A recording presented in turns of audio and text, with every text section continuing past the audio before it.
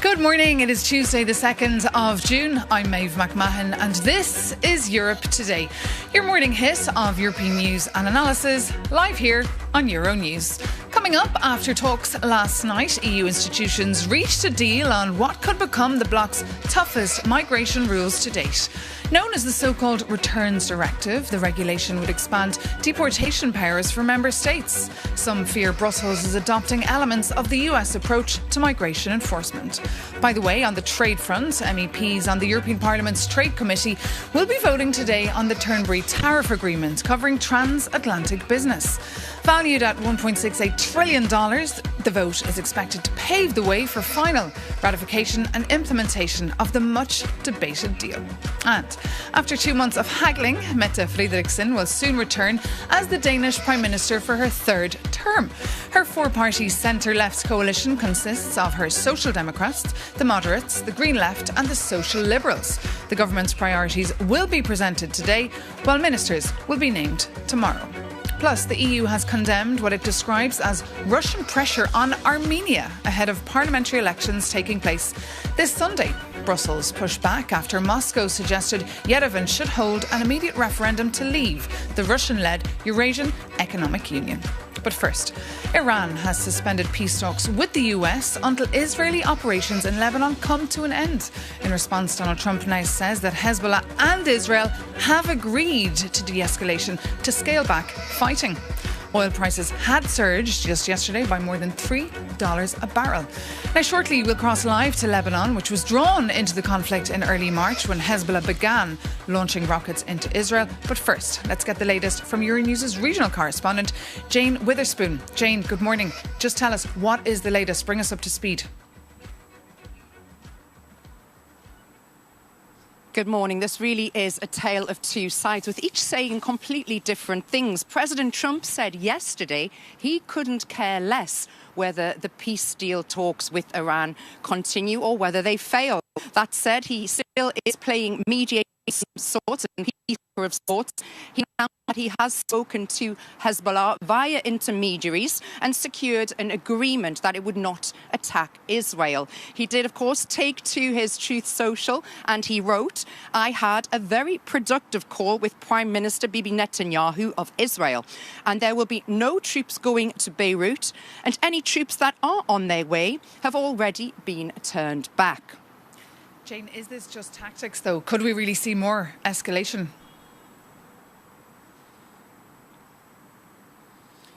Well, who knows? Every day we wake up to different news. Iran, meanwhile, have said that it has suspended all indirect talks with the US and announced that it would pursue complete closure of the Strait of Hormuz, accused Israel of continuing crimes in Lebanon and stating that a ceasefire on one front in general. Iran foreign spokesperson. And just, Jane, if I may, what impact is this all this uncertainty having on business? Well, if you can imagine, all prices continue to surge. OK, and apologies to our viewers there. We're having some technical difficulties hearing there from our correspondent. That was, of course, Jane Witherspoon reporting live there from Dubai. And now for the view from Lebanon, we can head to Beirut and speak to the Lebanese MP and former Deputy Prime Minister Ghassan Hasbani. Good morning. Welcome to the programme. Thank you so much for joining us. Good morning. So look, President Trump has said now he's had a severe call with Israel's Netanyahu, and now he says no Israeli troops can go into Beirut. Have you any faith, though, in this phone call? Well, the situation is actually more complicated than this. The Israelis had threatened to target the suburbs of Beirut, the stronghold of Hezbollah headquarters, if Hezbollah continued to target Israel's towns and settlements in the north. And that was basically the condition that after calls between the Lebanese authorities and the United States administration, we ended up with effectively averting the suburbs of Beirut such an attack and the de-escalation of the conflict, with the promise from Hezbollah that they would cease the targeting of the Israeli towns. Yet this has not been really cemented and clarified as how it will be implemented and whether it will hold for a long time. This morning it has been quieter than the last few days, of course, but it is unclear whether the Israelis will continue their operations in the south of Lebanon on the ground against Hezbollah, or whether they will simply cease all operations based on this U.S. request to clear the way for the Lebanese-Israeli discussions in Washington. And that's the big concern. Is a real ceasefire actually taking shape? Because we're seeing clashes still ongoing despite all those announcements, and also 2 Israeli soldiers killed just by Hezbollah. Yes, indeed. I think the impression here on the ground is that the ceasefire would probably be limited to not targeting the Beirut suburb, if it holds. But the operations on the ground in the south seem to be continuing against Hezbollah, who incidentally was the one who restarted this confrontation by sending rockets to Israel upon the assassination of the Hamle. And what about the Israelis? Do you trust the Israelis to stop the killings? We haven't heard now from Netanyahu after that phone call last night with President Trump. I don't trust any side to stop anything, because Hezbollah effectively is an Iranian faction on Lebanese territory. Their actions are being largely dictated by the war that's ongoing today. And they are effectively a militarized force outside the Lebanese government control on the Eastern Mediterranean, controlled by Iran. And they are at war with Israel. So it's not the Lebanese state that's at war with Israel at this point. And effectively what the Lebanese state is trying is to de-escalate and avert or avoid further destruction in Lebanon in a war that is not for Lebanon to be part of anyway. And describe now the situation on the ground in Lebanon. It got from bad to worse recently. Indeed, it got worse, and we had effectively a cessation of hostilities for about 15 months before it restarted in March, as I said, as Hezbollah restarted targeting Israel. It was essentially a fragile ceasefire on the premise that Hezbollah would be fully dismantled by the Lebanese government. This was happening, but at a much slower pace than expected, given the limited capabilities available at with the Lebanese armed forces. But the war in Iran triggered a new attack from Hezbollah towards Israel, which led to a further escalation that we are seeing right now.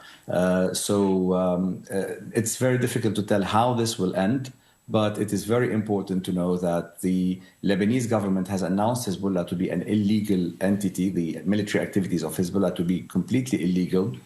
And today it is about how can the Lebanese government control all of its territory and establish its sovereignty with the help of its supporting countries, and to control the decision on war and peace, so that we can avoid such a situation happening in the future where militarized factions on Lebanese territory can pull the trigger at any point in time and drag Lebanon into a war with Israel again. And on that point, do you feel supported on the international stage, or do you feel completely isolated? No, right now there's great support, particularly coming from the United States administration. We rarely have this kind of attention at the highest possible level, which is the president in this instance. We have the support of the European Union and the European countries individually to bring about stability and peace to Lebanon, and to control any activities on Lebanese territory by the Lebanese government, so that the country can recover, we can reconstruct what was destroyed, and we can exit from an economic and financial crisis that we have been struggling with for many years, even before the conflict started. But as you said earlier, you do not trust the Israelis at this point. What do you think their end game is here with their military incursion? I do not trust neither the Israelis nor the Iranians to stop this conflict until there is a clear resolution to the arms outside the Lebanese government control. Effectively, Lebanon for more than 70 years has been struggling with this, struggling with militarized factions on its territory outside the Lebanese government control, launching attacks on Israel and Israel retaliating and invading, then withdrawing, then invading again. So this has been an ongoing situation for many, many years that Lebanon cannot sustain.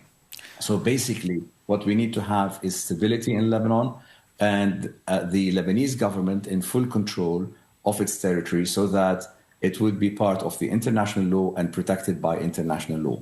OK, Mr. Hasbani, thank you so much for taking the time out this morning to speak to us here live on Europe Today. Now, moving on, the EU Council and the EU Parliament has rubber-stamped a controversial law to speed up the return of migrants that have no right to stay in Europe and set up so-called return hubs. Those in favour say it's a smart way to manage migration ahead of big elections in France and Italy next year. But critics warn of a xenophobic twist in EU affairs. For more on this deal, we're joined here in the studio by our very own Stefan Krobe. Stefan, quite a shift to the right here. This would have been a major taboo 10 years ago. Yeah, absolutely, Maeve. I mean, the whole discussion about return hubs shows you just how far the EU has moved towards a tougher approach on migration. Remember, 10 years ago, during the migration crisis, Europe opened its doors to more than 1 million asylum seekers. And what happened? Migration became Europe's most polarizing political issue, and the populist backlash never really ended. That's why we've seen right-wing parties surging across the continent, campaigning on promises to cut migration and to tighten borders. Those parties exploited the fact that the EU had struggled with a very simple problem, and that is that thousands of migrants whose asylum applications were rejected stayed in Europe anyway. Governments complained that deportations were too slow, too complicated, too bureaucratic, or even impossible.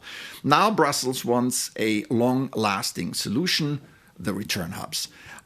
Just a few years ago, just a proposal would have been politically unthinkable in this town, as you alluded to. But today it has become a part of a much broader shift in European migration policy. The message is no longer simply welcome, but control. The EU has strengthened border controls, expanded the powers of Frontex, and signed migration deals with countries outside the EU. And Europe increasingly focused on deterrence rather than reception. So return hubs may be the clearest symbol yet of that transformation, Maeve. OK, Stefan Krobe, thank you so much for that update. And now for the view from the European Parliament. Coming up, we'll be joined by Charlie Weimers, the Swedish member of the European Parliament from the right-wing Swedish Democrats, the Vice President of the European Conservative and Reformists, who's been working on this file inside the European Parliament. The Parliament, of course, will have to greenlight this file and also EU countries, but it could enter into force as soon as next month. Good morning, sir. Welcome to Europe Today. Good morning. Thanks for having me. So I know we've been debating this here in Brussels for months, but just remind our viewers what is in this deal, because some say the measures are rather draconian. Well, the EU has reached a landmark deal on the return regulation. That means, for instance, longer detention periods to prevent people from absconding, firm entry bans that carry real weight, and the legal framework for return hubs. So indeed, the era of deportations has begun. We're moving from words to actual enforcement of our laws and our borders. But this kind of language would not have been used here in Brussels 10 years ago. What has changed? Reality has kicked in, and everyone sees that mass uncontrolled migration cannot continue, and people demand answers to how we are going to take back control over the migration policy. And remember, 1 out of 5 with a final return decision is going home today. Hundreds of thousands of people are going into the shadows every year in Europe, and that needs to stop. But the mass migration crisis, if you like, was in 2016. In 2026, the picture is very different, and the numbers of irregular migration are gone down, if you look at the Frontex. Well, they have gone down since 2015. That was a very extreme year. But the effects, the consequences of years of illegal migration are there. Just look at Paris this past weekend. People seized this and they demand that the EU does something about border control, does something about returns. But why do you think this will fix the problem? Does migration not need an overall much more holistic approach? Well, we do have an holistic approach. For instance, we are stopping asylum shopping, people moving through a range of safe countries on their way to a destination in a rich country in Europe. Now we are focusing on helping people in their area. We're also looking at how to make countries take back their own citizens, something that has been one of the major obstacles to effective returns through the years. We are going to use trade, aid, visa policy to get those countries to take back their citizens. But the Greens, another party and NGOs, civil society, are not happy. The Greens have said this agreement legalises return hubs outside the EU. It gives a green light to the detention of minors and to lifetime entry bans without serious legal grounds. They say fundamental rights stand at the top of the hierarchy of norms, because the EU is meant to be a union of values. We hear this so much coming out of Brussels. A very important value of the European Union is rule of law. And if we're talking about human rights, that includes the right of Europeans to live in safe societies governed by the rule of law. And I wonder why the Greens won't accept the idea of, for instance, terror suspects getting lifetime entry bans. Why do the Greens want them in Europe? That's the question. That's a question for perhaps The Ring, our debating show here on Euronews. Mr. Weimers, thank you so much for being our guest this morning on Europe Today. And now, moving on, we can bring in another story now, which brings us to France, where allies there have detained a sanctioned Russian oil tanker in the Atlantic over the weekend. President Emmanuel Macron has said. For more on how ships are illegally transporting sanctioned Russian oil, here's our Jacob Yanis with the help of Jorge Lebrero. For most Europeans, it was just another quiet weekend. But out in the Atlantic, a high-stakes naval standoff was playing out. Last Sunday, French maritime forces operating alongside the UK intercepted a sanctioned Russian oil tanker named the Tiger, and its Russian captain flatly refused to comply with orders, forcing military teams to take control of the vessel. And yesterday, French President Emmanuel Macron declared it completely unacceptable for ships to bypass international sanctions and fund Russia's ongoing war. But hold on for a second. What actually is the Shadow Fleet, and how does it affect Europeans? Russia's infamous Shadow Fleet is a clandestine armada of tankers that Moscow has deployed to bypass international sanctions on oil sales, most notably the G7 price cap. And the Kremlin has spent billions to buy dilapidated ships of murky ownership that fall short of the premium insurance and as a result evade Western oversight. But insurance is just one of the ways that the Shadow Fleet uses to avoid global tracking.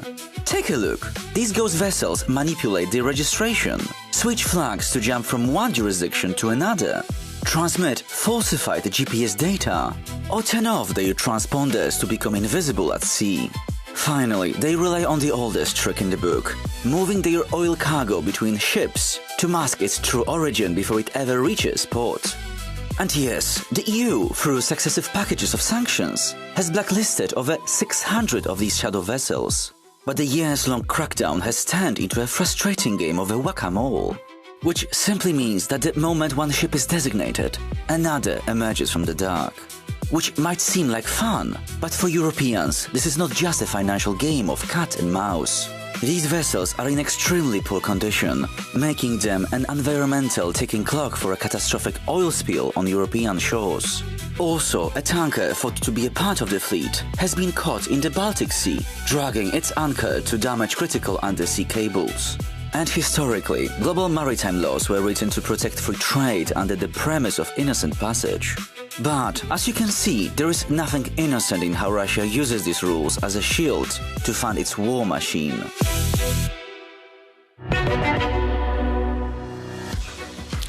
And with that, we can bring this edition of Europe Today to an end. If you'd like to share your view with us on any of the stories we're covering for you this morning, do reach out. europetoday@euronews.com is our email address. Europe Today is also available to listen to as a podcast or read as a newsletter. So do sign up, subscribe and stay informed with us here on Euronews. But for now, bye from Brussels.